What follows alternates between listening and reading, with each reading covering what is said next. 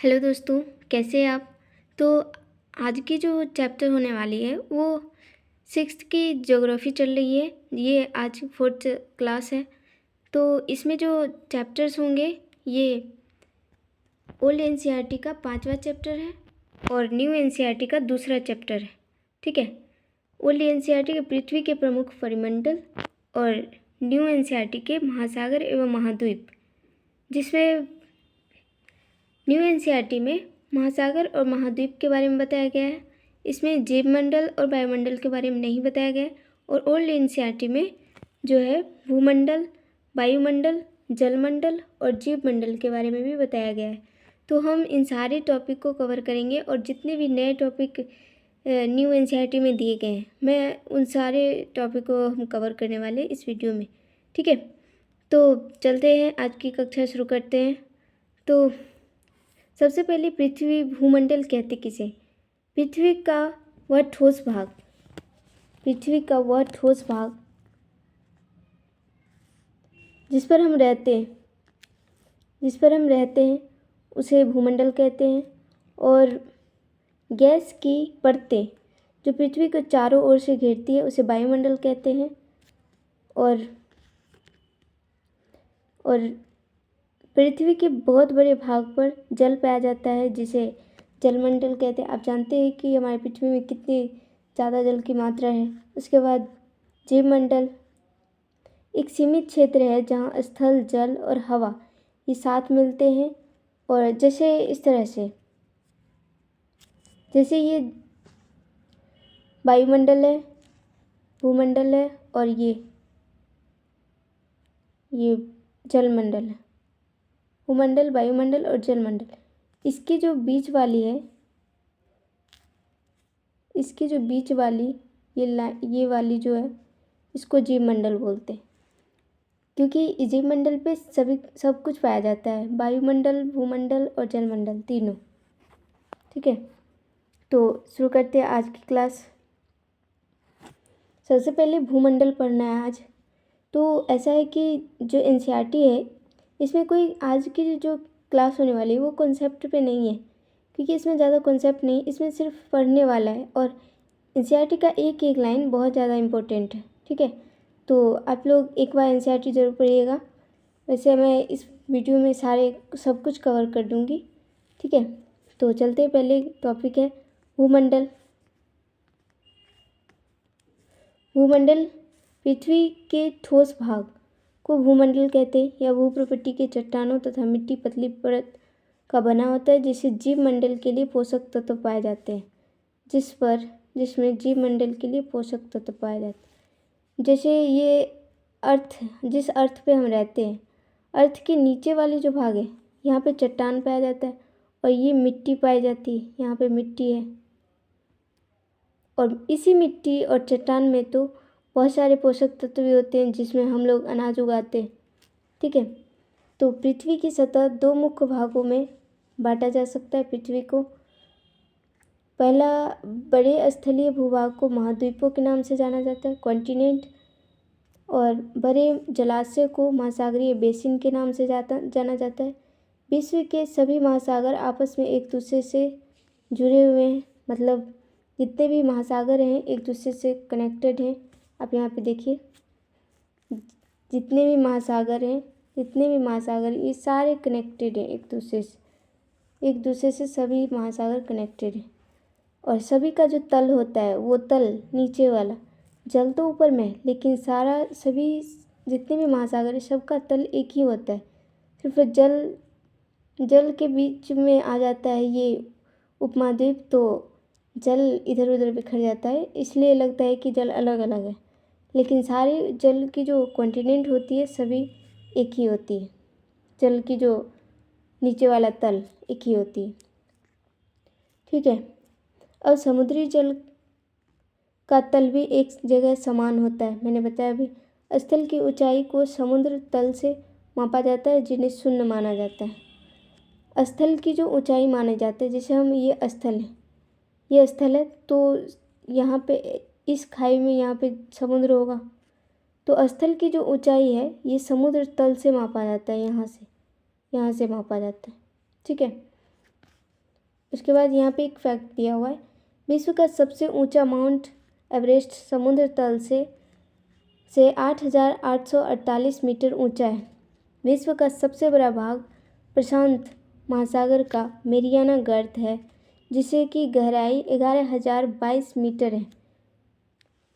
अब mount Everest की जो मतलब उसकी जो लंबाई मापी गई है, माउंट एवरेस्ट जैसे अर्थ पे यहाँ पे माउंट एवरेस्ट, और तो इसकी ऊंचाई कहाँ से मापी जाएगी? इसकी ऊंचाई यहाँ से नहीं मापी जाती है, यहाँ से नहीं मापी जाती, यहाँ से मापी जाती, समुद्र तल से। समुद्र का ये तल है, समुद्र तल से यहाँ तक मापी जाती है उसकी ऊंचाई, जो 8,848 है। ठीक है।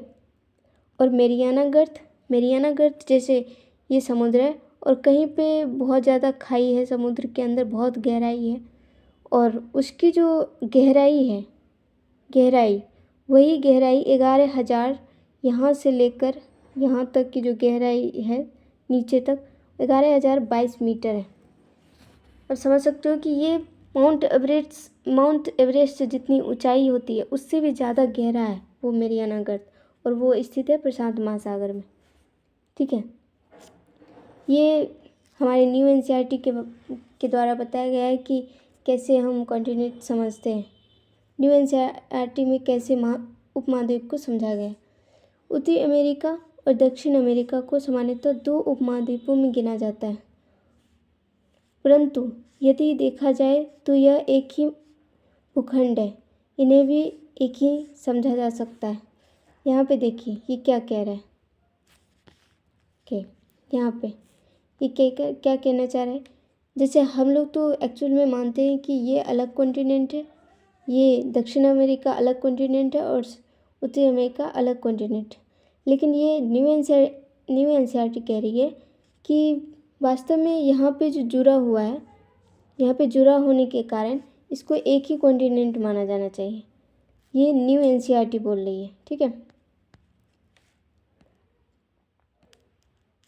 और उसके बाद यूरोप और एशिया को सामान्यतः 2 महाद्वीप में माना जाता है।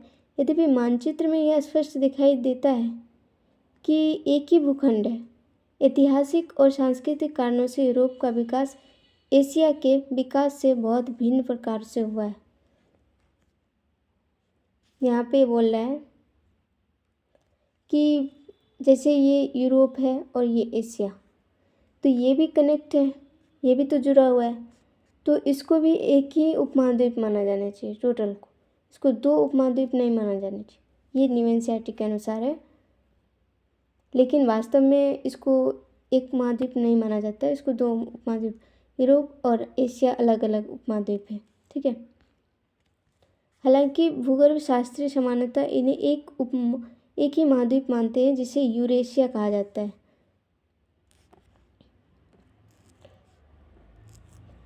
ये जो है यूरोप और ये एशिया, इन दोनों को मिलाकर यूरेशिया कहा जाता है। ठीक है। उसके बाद अफ्रीका और यूरेशिया को सामान्यतः 2 महाद्वीप समझा जाता है, और कभी कभी यह एक भी समझा जा सकता है।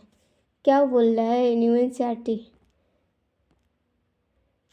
अब बोल रहा है कि एशिया, अब इसको लगा है कि अफ्रीका भी तो कनेक्ट है एशिया से, तो इसको भी एक ही कॉन्टिनेंट उपमहाद्वीप जाना चाहिए, लेकिन हम तो वास्तविक में अभी एक कॉन्टिनेंट नहीं मानते। अफ्रीका अलग महाद्वीप है और ये एशिया अलग महाद्वीप है। ठीक है। ये न्यू एनसीईआरटी का कहना है सिर्फ।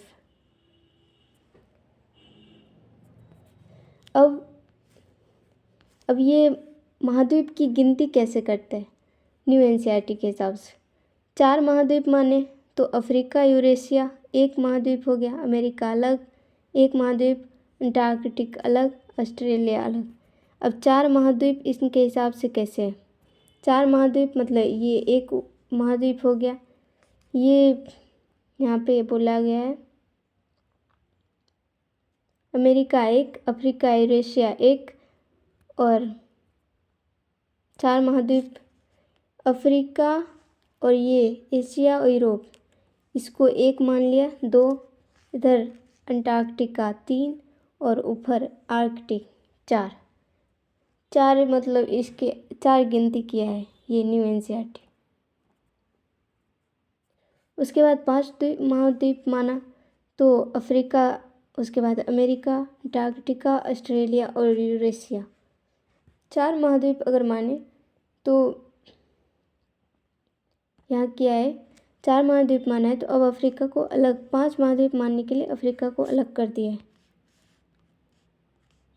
5 महाद्वीप मानने के लिए इसको अमेरिका, इसको अफ्रीका, ये यूरेशिया, इधर अंटार्कटिका और ये ऑस्ट्रेलिया। अब 5 महाद्वीप माना है। उसके बाद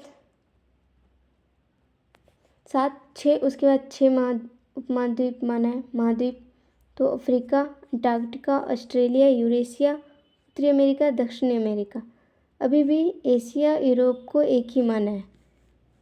अब उत्तरी अमेरिका अलग कर दिया, दक्षिणी अमेरिका अलग, अंटार्कटिका अलग, ऑस्ट्रेलिया अलग, अफ्रीका अलग और यूरेशिया एक ही साथ रखा। अब माना है 6 उपमहाद्वीप।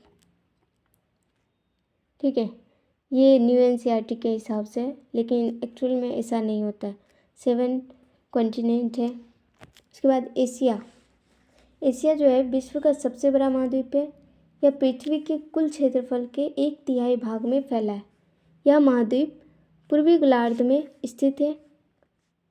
पूर्वी गोलार्ध मतलब ये है अर्थ, और ये हो गया हमारा नॉर्थ, साउथ, ऊपर नॉर्थ। इधर का जो आधा भाग है ये हो गया पश्चिम मतलब वेस्ट, और इधर आधा भाग ईस्ट। तो हमारे जो इंडिया है यहाँ पे है, तो हम इंडिया को कहाँ मानते हैं, इंडिया को लोकेटेड, और एशिया भी यहीं पे है।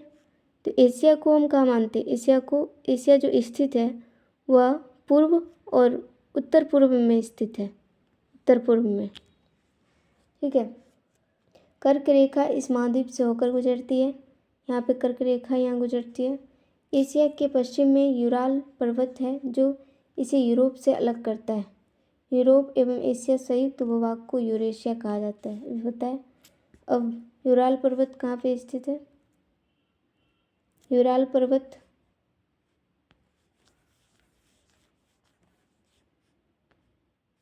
जो है यहाँ पे कहीं पे है, जो एशिया और यूरोप को अलग करता है। ठीक है, उसके बाद अफ्रीका सबसे बड़ा एशिया है। उसके बाद नंबर आता है एरिया की दृष्टि से, क्षेत्रफल की दृष्टि अफ्रीका का। एशिया के बाद विश्व का दूसरा सबसे बड़ा महाद्वीप है। यही एक ऐसा महाद्वीप है जिससे कर्क रेखा 23.5 डिग्री से, मकर रेखा और विषुवत रेखा, ये तीनों रेखाएं गुजरती है इस महाद्वीप से। जैसे यहाँ पे ये अफ्रीका है, तो यहाँ पे जो है भूमध्य रेखा, यहाँ पे कर्क रेखा और मकर रेखा, तीनों रेखा गुजरती है इससे होकर। तो अफ्रीका एक बहुत बड़ा भाग है जो उत्तरी गोलार्ध में स्थित है। सहारा रेगिस्तान विश्व का सबसे गर्म रेगिस्तान है जो अफ्रीका में ही स्थित है। ये सारे पॉइंट याद करने के लिए इसको ध्यान में रखिएगा बस। ये महाद्वीप चारों तरफ समुद्रों और महासागरों से घिरा है। विश्व की सबसे लंबी नील नदी अफ्रीका में ही स्थित है। ये जो है यहाँ पे सहारा रेगिस्तान यहाँ पे कहीं पे लोकेटेड है, और नील नदी भी यहाँ पे है कहीं यहाँ पे।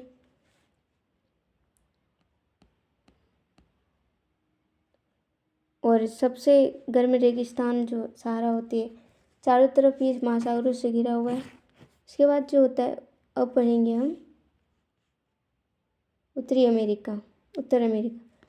सबसे बड़ा होता है एशिया, उसके बाद अफ्रीका और उसके बाद होता है उत्तर अमेरिका।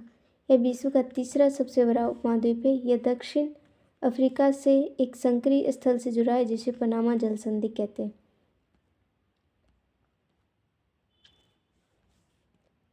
ये जो है उत्तरी अमेरिका, यहाँ पे जो कनेक्ट है साउथ अमेरिका से, दक्षिणी अमेरिका से, इस जगह को बोलते हैं पनामा स्थल संधि। और जब लैंड जुड़ती है, जब लैंड जुड़ती है और पानी को अलग करती है तो स्थल संधि बोलते हैं। और जब जब जैसे इंडिया की देख लो, इंडिया की जो यहाँ पे है इंडिया, यहाँ पे क्या होता है कि श्रीलंका और भारत के बीच में पानी जुड़ता है और श्रीलंका अलग होता है भारत से, ठीक है। तो यहाँ पे बोलते हैं जल संधि, और यहाँ पे जल जुड़ रहा है तो जल संधि, और यहाँ पे स्थल जुड़ रहा है तो स्थल संधि बोलते हैं। ये बात समझ में आ गई होगी। अब चलते हैं अगले पर। यह महाद्वीप पूरी तरह से उत्तरी और पश्चिमी गोलार्ध में स्थित है। पूरी तरह से आपको पता है यहाँ पे अर्थ है, और पूरी तरह से उत्तरी, यहाँ पे उत्तरी जो उत्तर अमेरिका है यहाँ पे स्थित है। तो उत्तर और पश्चिमी गोलार्ध में स्थित यह महाद्वीप तीन महासागरों से घिरा हुआ है। कौन कौन से महासागर हैं? 3 महासागर है। इधर आर्कटिक महासागर है, यहाँ पे जो एस टाइप ये अटलांटिक है, और ये पैसिफिक। 3 महासागर से घिरा हुआ है। अब दक्षिण अमेरिका इस महाद्वीप का अधिकांश भाग दक्षिणी गोलार्ध में स्थित है, और इसके पूर्व एवं पश्चिम में 2 महासागर हैं। दक्षिण अमेरिका के जो है अधिकांश भाग यहाँ पे लोकेटेड है, दक्षिणी गोलार्ध में। और इसके पूर्व में इधर पे मैंने बताया अभी, यहाँ पे बताया था कि यहाँ पे था अटलांटिक महासागर, और पीछे में था पैसिफिक प्रशांत महासागर। इस महाद्वीप पर विश्व की सबसे लंबी पर्वत श्रेणी एंडीज पर्वत श्रेणी भी स्थित है, और विश्व की सबसे बड़ी नदी अमेजन स्थित है। अमेजन एंडीज पर्वत कहाँ पे स्थित होगा? जैसे ये साउथ अमेरिका है, यहाँ पे जो है ये जो श्रेणी है यहाँ पे एंडीज पर्वत है, और ये जो है यहाँ पे अमेजन है स्थित। यहाँ पे अमेजन स्थित है।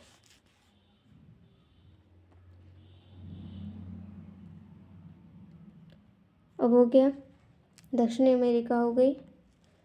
अब मैंने जिस क्रम में अभी पढ़ाई है, जिस क्रम में मैंने बताई है सारी कॉन्टिनेंट महाद्वीप, उसी क्रम में वो एरिया के हिसाब से छोटा है।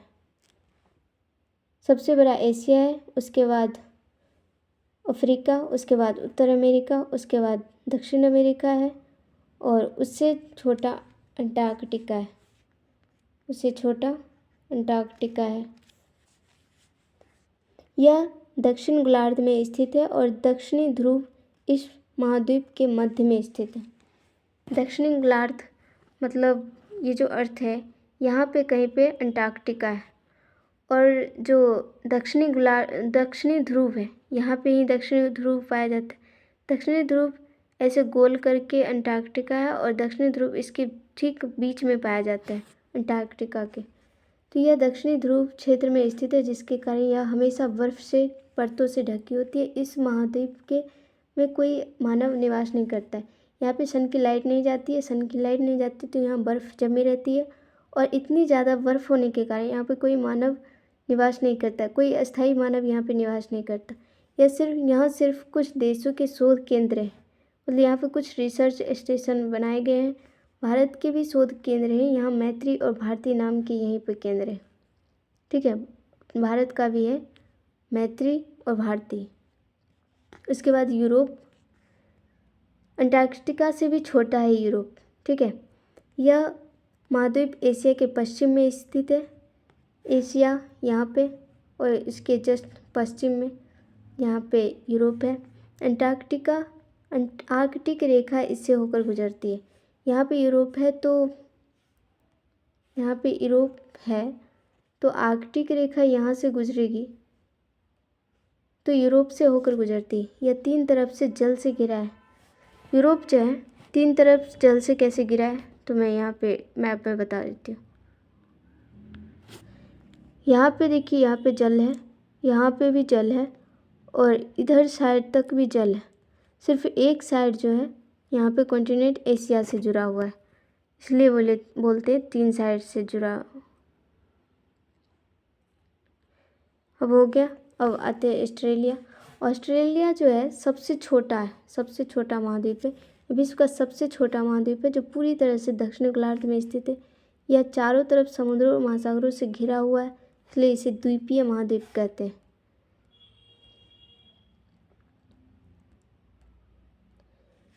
ये जो है ऑस्ट्रेलिया, यहाँ पे चारों तरफ पानी है। चारों तरफ पानी होने के कारण ये सबसे छोटा महाद्वीप है और इसको द्वीप भी बोला जाता है। क्योंकि आपको पता होगा कि जो इंडिया के पास भी बहुत सारे द्वीप हैं, जैसे अंडमान निकोबार और इधर बहुत सारे मतलब द्वीप है, बहुत सारे कंट्री के बहुत सारे द्वीप होते हैं। तो चारों तरफ से पानी से घिरा होने के कारण उसको द्वीप बोला जाता है। और जब जब जैसे कुछ ऐसे हिस्से में पानी घिरा होता है तो और बहुत बड़ा मतलब महाद्वीप होता है, बहुत बड़ा स्थल होता है, बड़ा स्थल होता है, तो उसको महाद्वीप बोलते हैं। और जब छोटा है आइलैंड की तरह और उसके चारों तरफ पानी है तो उसको द्वीप बोलते हैं। जैसे भारत है तो भारत की जो 3 तरफ से 1 2 3 तरफ से पानी है, तो इस वाले भाग को प्रायद्वीपीय द्वीप बोलते हैं, प्रायद्वीपीय। ठीक है, ये टॉपिक आप समझ गए होंगे। तो इतने सारे कॉन्टिनेंट जो महाद्वीप हैं ये समझ में आ गए होंगे। अब हम चलते हैं जलमंडल पे। जलमंडल क्या है? पृथ्वी को नीला ग्रह कहा जाता है। पृथ्वी का 71% भाग जल तथा 29% भाग स्थल है। जलमंडल में जल के सभी रूप उपस्थित हैं। इसमें महासागर, नदियाँ, झील, हिम नदियाँ मतलब बर्फ वाली, जिसमें बर्फ जम जाती है, भूमिगत जल जो पृथ्वी के अंदर है, वायुमंडल की जल वाष्प, वायुमंडल में जो कोहरा होता है, कोहरा जो फॉग होता है, कोहरा, उसको भी जल वाष्प होती है, वो भी जलमंडल के अंदर ही आता है, क्योंकि उसमें जल की बूंदे अणु होते हैं, इसलिए उसको जलमंडल के अंदर रखा गया है। पृथ्वी पर पाए जाने वाले जल का 97% जो प्रतिशत से अधिक भाग होता है महासागरों में पाया जाता है, और वह इतना अधिक खारा होता है कि उसको हम पी नहीं सकते, यूज नहीं हो सकता, वो उसका कोई यूज ही नहीं है। उसके बाद सबसे पहला टॉपिक हम पढ़ेंगे महासागर। महासागर जलमंडल के मुख्य भाग हैं, क्योंकि 97% से भी ज़्यादा महासागर में पानी सबसे ज़्यादा, ये आपस में एक दूसरे से जुड़े हुए हैं। मैंने बताया कि अभी उसकी जो ऊपर में पानी रहती है, लेकिन नीचे से उसके सारे तल आपस में जुड़े होते हैं। महासागरीय जल हमेशा गतिशील रहता है। तरंगे, ज्वारभाटा तथा महासागरीय धाराएं महासागरीय जल की 3 मुख्य गतियाँ हैं। अर्थ पे जो है ज़्यादातर पानी है, और अर्थ जो है घूमती है सूर्य की तरफ, खुद भी घूमती है अक्ष पे, और पृथ्वी सूर्य के चारों तरफ भी घूमती है। तो अर्थ एक जैसी अवस्था में तो रहती नहीं है, वो मूव करती है, तो मूव करने से तरंगे, ज्वारभाटा, उससे जल भी गतिशील रहती है। इसी वजह से तरंगे, ज्वारभाटा और महासागरीय धाराएं महासागरीय जल ये आती है। बड़े से छोटे आकार के आधार पर क्रमशः 5 महासागर हैं। महासागर को भी 5 भागों में बांटा गया है। प्रशांत महासागर, अटलांटिक महासागर, हिंद महासागर, दक्षिणी महासागर और आर्कटिक महासागर। ये सब महासागर कहाँ पे हैं? ये जो महासागर है, ये दिख रहा होगा, ये प्रशांत महासागर है। प्रशांत महासागर का जो शेप होता है वो वृत्त आकार का है। अर्धवृत्त आपको इधर दिख रहा होगा और अर्धवृत्त इधर दिख रहा होगा, तो दोनों मिला के गोल वृत्त की शेप में है। उसके बाद अटलांटिक महासागर है जो एस शेप में, और हिंद महासागर जो है ये त्रिभुज शेप में बोला जाता है। ये यहाँ पे त्रिभुज शेप में हिंद महासागर है।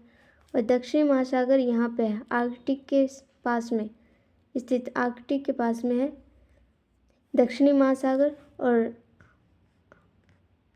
और आर्कटिक महासागर यहाँ पे है यूरोप के ऊपर। यूरोप एशिया के ऊपर दक्षिणी महासागर है।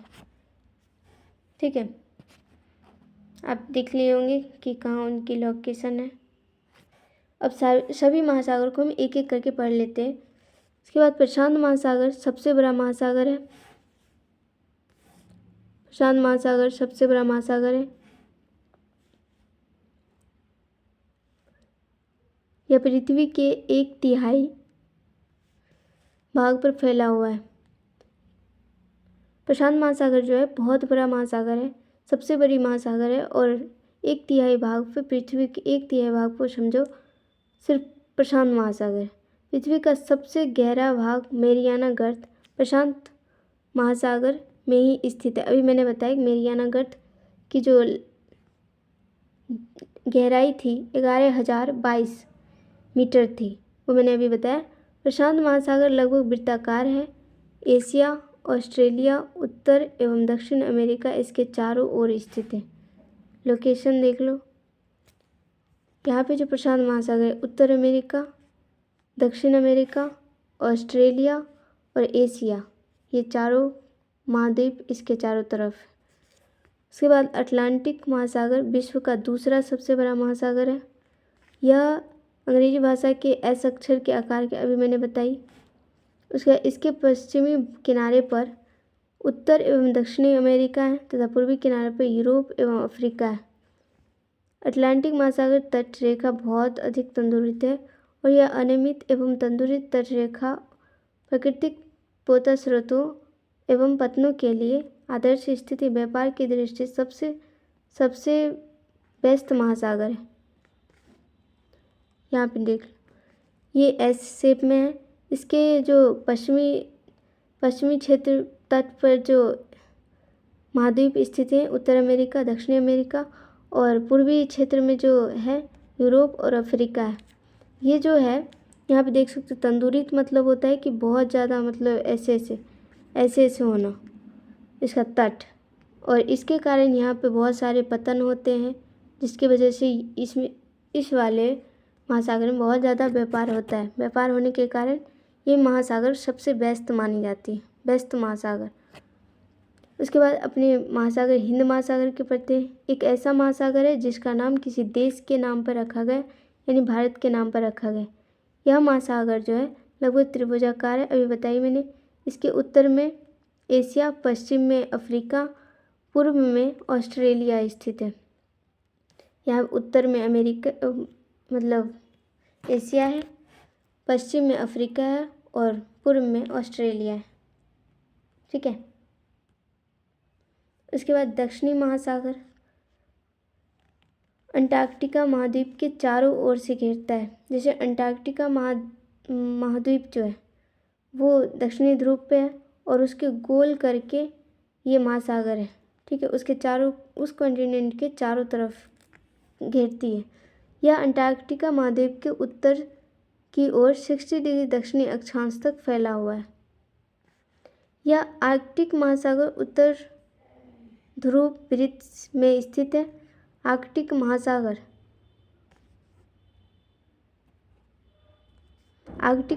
जो है उत्तर ध्रुव वृत्त में स्थित है।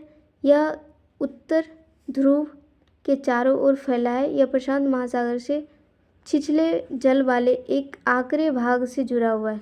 इसे बेरिंग जल संधि के नाम से जाना जाता है और यह उत्तर अमेरिका के उत्तरी तटों तथा यूरेशिया से घिरा हुआ है। तो इसे हम मैप में देख लेते हैं कहाँ पे है।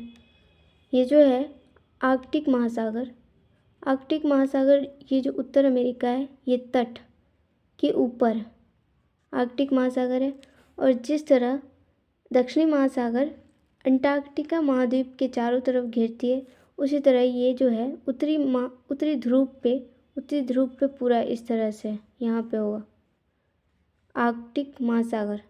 और यहाँ इसको बेरिंग जल संधि कहाँ बोलते हैं, यहाँ पे जो है, यहाँ तक जो है आर्कटिक महासागर है और इधर प्रशांत महासागर। यहाँ पे जो होता है, यहाँ बेरिंग जल संधि है। उत्तर अमेरिका और इधर जापान के बीच में यहाँ पे बेरिंग जल संधि होती है, जल संधि। ठीक है, ये आप समझ गए होंगे। इसके बाद न्यू एनसीईआरटी में समुद्री के महासागर में समुद्री वनस्पति जगत में छोटे पौधे एवं सभी समुद्री शैवाल सम्मिलित हैं। इसमें महासागर के बारे में बताया, महासागरीय जीवन के बारे में बताया गया। समुद्री वनस्पति जगत में छोटे पौधे एवं समुद्री जीव शैवाल हैं। समुद्री प्राणी जगत में हजारों प्रजातियों की रंगीन मछलियाँ, डॉल्फिन, हर अनगिनत रहस्यमय गहरे समुद्री जीव शामिल हैं। समुद्र की रोशनी वाली सतह से लेकर अंधेरी गहराइयों तक समुद्र के प्रत्येक क्षेत्र में जीवन के विविध रूप पाए जाते हैं। समुद्र में भी बहुत सारे जीव पाए जाते हैं, बहुत सारे वनस्पतियाँ पाई जाती है, बहुत सारे मछलियाँ, बहुत उसकी प्रजातियाँ होती है। समुद्री का मतलब एक अलग ही संरचना है।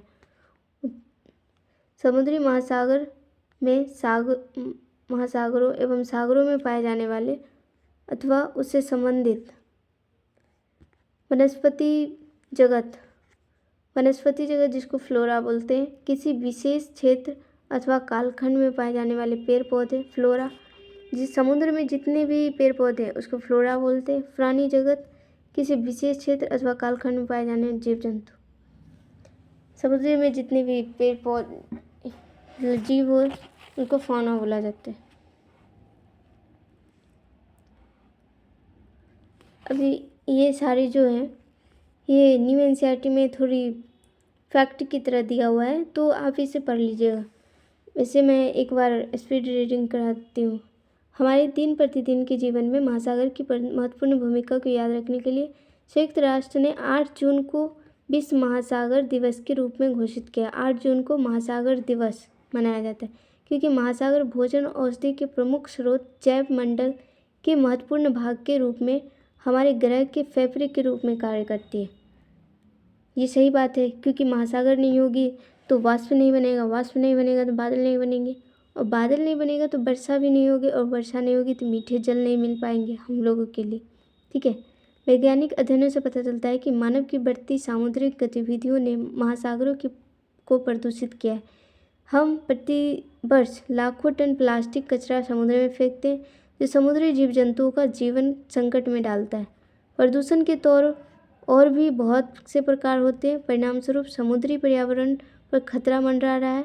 समुद्रों में आवश्यकता से अधिक मछली पकड़ना भी समुद्री जीवन के पतन का एक और कारण है।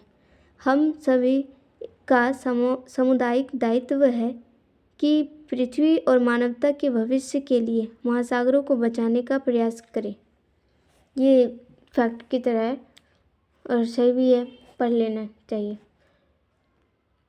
विश्व का सबसे बड़ा द्वीप जो है ग्रीनलैंड, अनेक आकार को समझने के लिए भारत के सबसे बड़े 10 राज्यों के क्षेत्रफल को जोड़ना हो।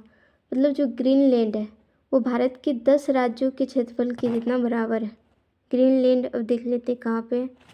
तो ये जो है यहाँ पे जो ग्रीनलैंड है, ये जो है नॉर्थ अमेरिका के पास ये ग्रीनलैंड है, ये ठीक है। ग्रीनलैंड समझ लिए। इसके भारत में 1300 से अधिक द्वीप हैं। द्वीप मतलब जिसके चारों तरफ महासागर होते हैं या पानी होती है। उसके बाद इनमें से मुख्य रूप से 2 हैं। बंगाल की खाड़ी में स्थित अंडमान और निकोबार द्वीप समूह एवं अंडमान सागर में लक्षद्वीप द्वीप समूह है। 1981 में भारतीय अंटार्कटिक कार्यक्रम के अंतर्गत अंटार्कटिक में अन्वेषण किया जा रहा है। अंटार्कटिक ऐसा महाद्वीप है, अंटार्कटिक मतलब अर्थ की जो दक्षिणी ध्रुव पे अंटार्कटिक है, जहाँ की जलवायु बहुत अधिक ठंडी और कठोर होती है। नीचे सफ़ेद रंग के फैलाव। 1983 में भारत ने अंटार्कटिक में दक्षिण गंगोत्री नामक पहला वैज्ञानिक बेस स्टेशन स्थापित किया था। अंटार्कटिक में वैज्ञानिक ने पहला जो है बेस स्टेशन वो स्थापित किया 1983 में। अब तो इसे पढ़ लेते हैं। 26 दिसंबर 2004 को हिंद महासागर के आसपास भारत और अन्य 13 देश प्रचंड सुनामी से प्रभावित हुए थे। 2004 की बात है। ये आप किसी एनसीईआरटी में पढ़े होंगे। सुनामी आई थी 2004 में। यह सुनामी इंडोनेशिया से आए भूकंप के कारण आई थी। इस आपदा में 2 लाख से अधिक लोगों की जान गई। भारत में अंडमान एवं निकोबार द्वीप समूह पर द्वीपों से संबंधित उपखंड को देखिए। ये तमिलनाडु और केरल के तटीय क्षेत्र इसे भीषण रूप से प्रभावित हुए और जानमाल की अत्यधिक चिंता हुई। जैसे है यहाँ पे कहीं पे इंडोनेशिया है, यहाँ पे इंडोनेशिया है और यहीं पे जो है भूकंप आने की वजह से यहाँ पे आया था सुनामी और इससे केरल राज्य बहुत ज़्यादा प्रभावित हुआ था। अब ये पढ़ लेते हैं। ये बताया गया कि ओलंपिक में जो ऐसे तो कॉन्टिनेंट हमारे महाद्वीप है जो 7 हैं, तो इस ओलंपिक को 5 ही क्यों माना रखा गया है? क्योंकि इसमें ओलंपिक जो खेल होता है उसमें भी तो बहुत सभी जितने देश से सभी भाग लेते हैं, तो 7 उपमहाद्वीप महाद्वीप के लोग भाग लेते हैं, तो इसमें 5 ही गोला क्यों है? आपने ओलंपिक खेलों के प्रतीकों में एक प्रतीक ओलंपिक के 5 छल्लों को अवश्य देखा होगा। ये छल्ले विश्व भर के खिलाड़ियों को एकत्र होने का प्रतीक है। इन छल्लों के 5 वैश्विक महाद्वीप Africa, America, Asia, Australia, Europe का प्रतिनिधित्व करने के लिए चुना गया। मतलब अंटार्कटिका और आर्कटिक को छोड़ के, क्योंकि इस पे तो इधर तो बर्फ़ होती है तो इतने इधर ज़्यादा नहीं रहते, तो जो मेन है जिस पे अभी वास्तव में मानव रहते तो उसी को जोड़ा गया। उसके बाद अब आते हैं वायुमंडल पे। वायुमंडल हमारी पृथ्वी जो है अर्थ के ऊपर होती है गैस की परत, क्षोभमंडल, समताप मंडल, मध्यमंडल, इसी तरह से जिसे वायुमंडल कहा जाता है। गैस की परत से घिरी हुई है जिसे वायुमंडल कहा जाता है।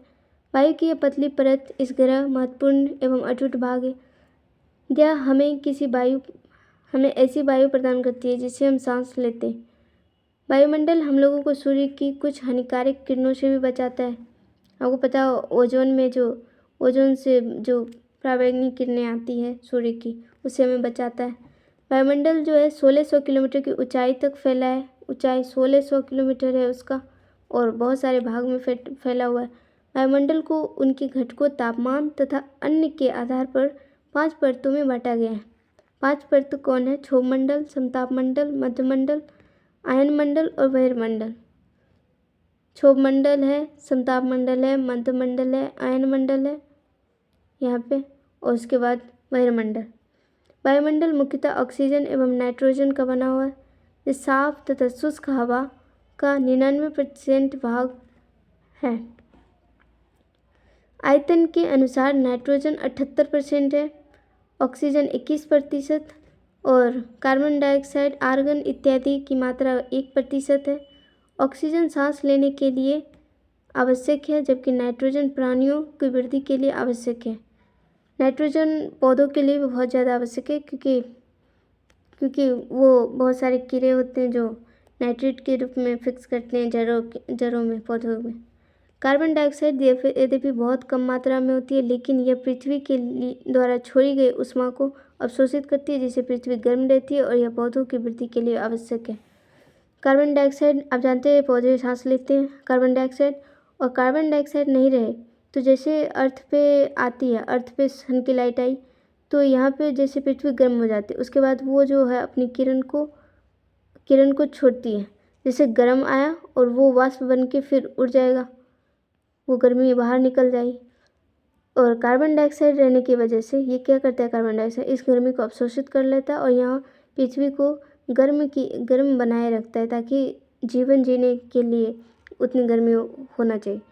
नहीं तो क्या होगा कि जैसे ही सन की लाइट आई पृथ्वी गर्म हो गया और सारी गर्मी निकल गई, फिर यहाँ पे फिर से बर्फ़ बन जाएगा, तो ऐसे में जीवन बहुत मुश्किल होता। अब एक बात बताइए, ऊंचाई के साथ वायुमंडल के घनत्व में भिन्नता आती है। यह घनत्व समुद्री तल से सबसे अधिक होती है और जैसे जैसे हम ऊपर जाते हैं तेज़ी से घटता है। जैसे जैसे हम पृथ्वी के ऊपर जाएंगे तो ऑक्सीजन की लेवल घटती जाती है, क्योंकि नीचे ही बहुत ज़्यादा महासागर से वाष्प बनते हैं और नीचे महासागर की जो तली होती है वहाँ पे ज़्यादा ऑक्सीजन की मात्रा होती है। पहाड़ों तथा पर्वतारोहियों को हवा के घनत्व में कमी के कारण सांस लेने में कठिनाई होती है, जिसकी वजह से सिलेंडर लेके जाना पड़ता है उन्हें। तापमान भी घटता है, वायुमंडल पृथ्वी पर दबाव डालते हैं और एक स्थान से दूसरे स्थान अलग अलग होता है। अधिक दाब महसूस होती है जबकि कुछ क्षेत्रों में कम दाब। वायु उच्च दाब से निम्न दाब की ओर बहती है। वायुमंडल गतिशील वायु को पवन कहा जाता है। जैसे यहाँ पे ऊपर चढ़ने में प्रॉब्लम होती है सिलेंडर लेकर। एक यहाँ पे बताया गया है न्यू एनसीईआरटी में, ये जो प्रतीक चिन्ह है ये आप देखे होंगे। भारतीय नौसेना के प्रतीक चिन्ह का आदर्श वाक्य यहाँ पे लिखा होता है सोम नो वरुण अंकित है, जिसका अर्थ है हे वरुण हमारे लिए कल्याणकारी हो। महासागर अवकाश तथा जल से संबंधित वैदिक देवता वरुण की स्तुति है। ठीक है, नेवी के लिए ये शायद होता है। अब जैवमंडल। जैवमंडल आप नॉर्मली समझ सकते हैं जिसमें सभी हो, वायुमंडल भी हो और भूमंडल भी हो और जलमंडल भी हो। तो यहाँ तीनों को, जहाँ पे तीनों है उसी को जलमंडल बोलेंगे ना, क्योंकि एक भी अगर एक ही रहे तो उसके बिना जैवमंडल संभव नहीं है। तो इसलिए इन तीनों का होना ज़रूरी है। आप एक बार एनसीईआरटी जब पढ़ लीजिएगा क्योंकि इसकी लाइनें बहुत इम्पोर्टेंट है, इसलिए मैंने ज़्यादातर यहाँ पे एनसीईआरटी के जो होते हैं वो मैंने पीडीएफ ही यहाँ पे ली है ताकि सारी लाइन कवर हो जाए। ठीक है, तो आई होप आपको समझ में आई होगी। इससे ज़्यादा भी लेवल अप होता है, लेकिन ये 6th की एनसीईआरटी है और उसी लेवल से हमें इस वीडियो में कवर किया है। ठीक है, तो आप इससे भी ज़्यादा लेवल के आगे वीडियो में पढ़ेंगे। Thank you, bye.